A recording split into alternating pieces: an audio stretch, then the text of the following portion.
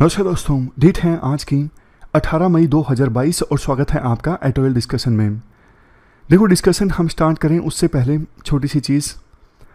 आज ना थोड़ा काम है पासपोर्ट रिन्यूअल से संबंधित और अपॉइंटमेंट चंडीगढ़ में है, उसके लिए ट्रेन पकड़नी है सुबह 7 बजे। तो इसलिए ना ज़्यादा स्लाइड्स वगैरह प्रिपेयर हो नहीं इसकी, रात को भी लेट हो जाएगा, तो डिस्कशन मैं छोड़ना भी नहीं चाहता था। तो आज की डिस्कशन थोड़ा बिना स्लाइड्स के होगी, जैसे तैसे हम मैनेज करते हैं आज कंटिन्यूटी मेंटेन करने के लिए। पहला जो हमारा आर्टिकल है वो शशि थरूर से संबंधित है। शशि थरूर मल्टीलेटरलिज्म के बारे में लिखते हैं इस आर्टिकल में।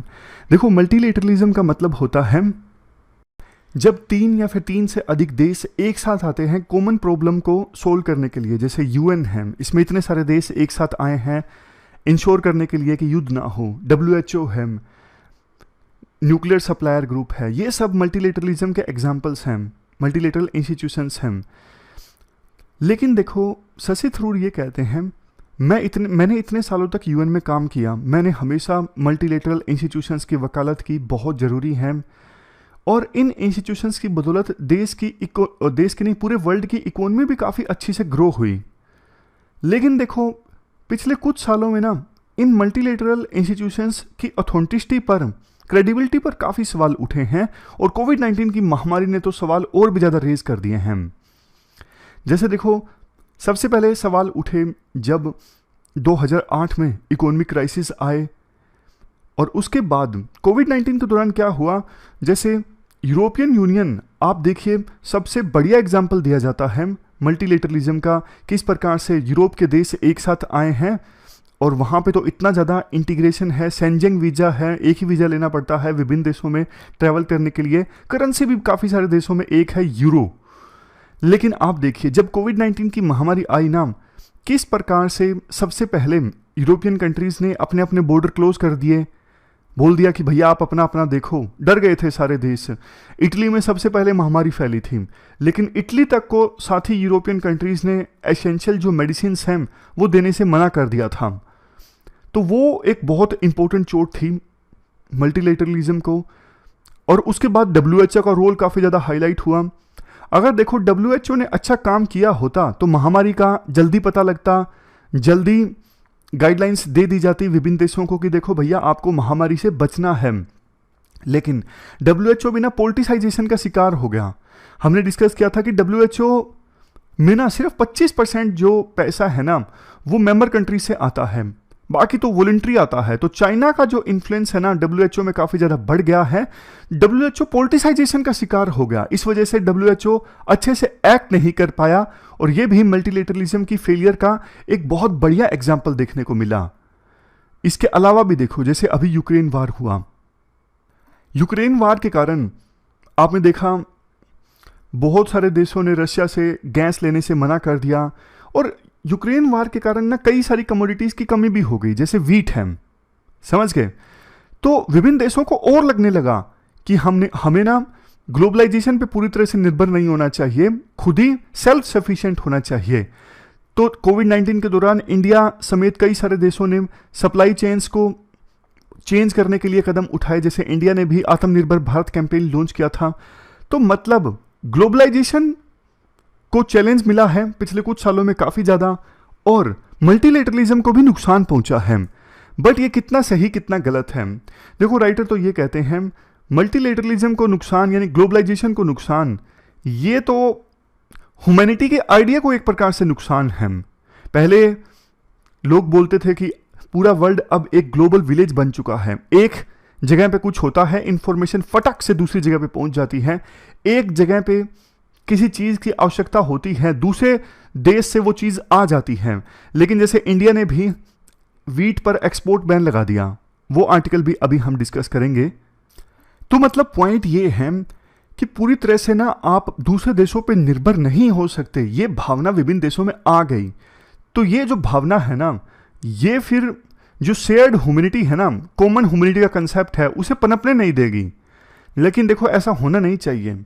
आज बहुत सारे चैलेंजेस ना कॉमन है विभिन्न देशों के सामने, जैसे क्लाइमेट चेंज है, टेररिज्म है।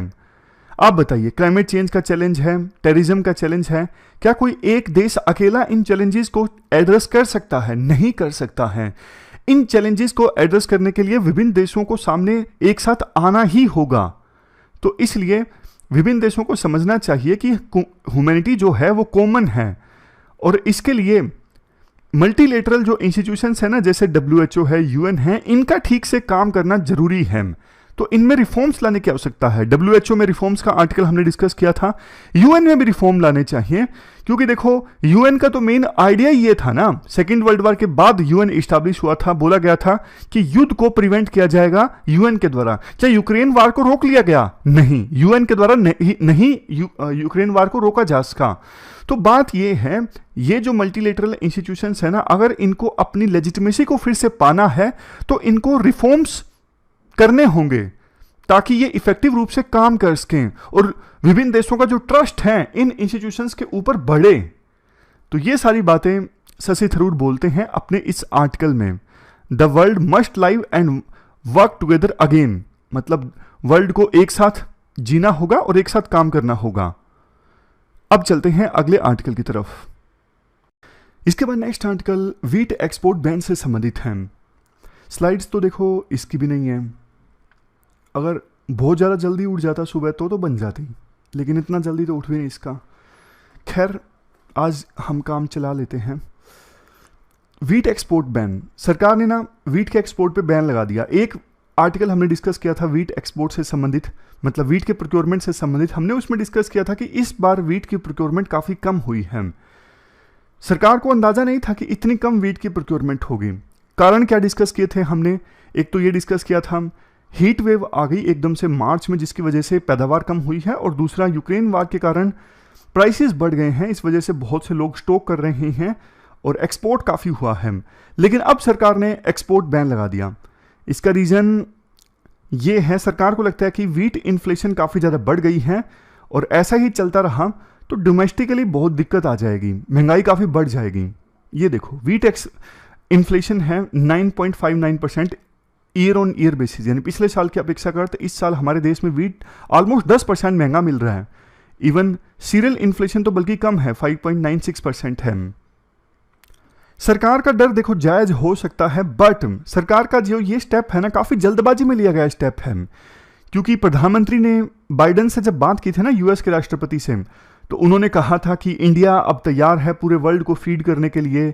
लेकिन अब एकदम से इंडिया ने व्हीट के एक्सपोर्ट पे बैन लगा दिया, तो इंडिया की क्रेडिबिलिटी इससे खराब होगी।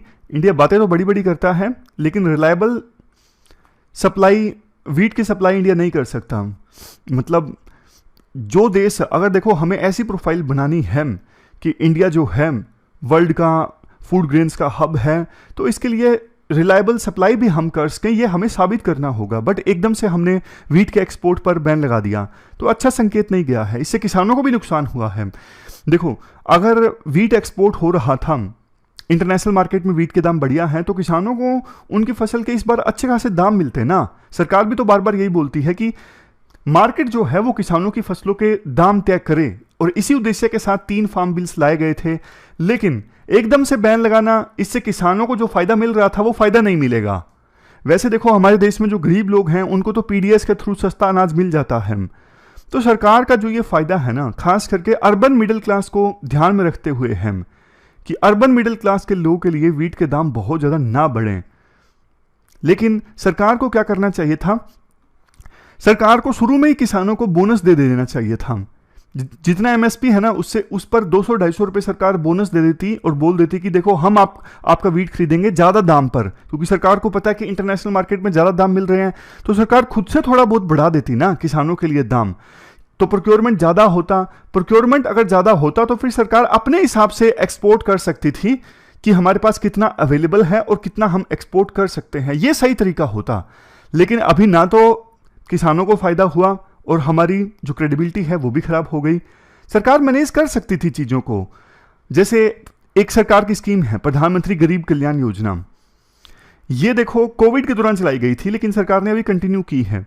तो इस प्रधानमंत्री गरीब कल्याण योजना में व्हीट के बजाय राइस को दिया जा सकता है। और राइस भी क्यों, सरकार सीधा पैसे दे सकती है कि आप पल्सेस खरीदना चाहते हो, एग्स खरीदना चाहते हो, ये सब चीज़ें खरीद लीजिए। तो कुछ ना चीज़ें मैनेज की जा सकती थी। एकदम से इस प्रकार से आउटराइटली एक्सपोर्ट पर बैन लगाना ठीक नहीं है। एक सजेशन राइटर ये भी देते हैं कि देखो, सरकार ना मिनिमम एक्सपोर्ट प्राइस भी रख सकती थी कि अगर हमारे देश से एक्सपोर्ट होगा तो कम से कम इस प्राइस पर होगा, इससे कम प्राइस पर नहीं होगा। अगर ऐसा होता तो कितना फायदा होता किसानों को। फिर सरकार का जो तर्क था, हम किसानों की इनकम को डबल करना चाहते हैं, तो वो भी मतलब लक्ष्य पूरा करने की दिशा में सरकार आगे बढ़ती। लेकिन ये जो नी जर्क रिएक्शंस है ना, ये किसी भी सेंस में सही नहीं है, तो ऐसा सरकार को नहीं करना चाहिए था। तो ये थी हमारी आज की डिस्कशन। आज देखो 2 ही इश्यूज हमने डिस्कस किए, वो भी थोड़ा जल्दबाजी में, लेकिन आज थोड़ी दिक्कत थी इसलिए ऐसा हो उसका। तो फिलहाल हमारी डिस्कशन में इतना ही है। Thank you very much for discussion.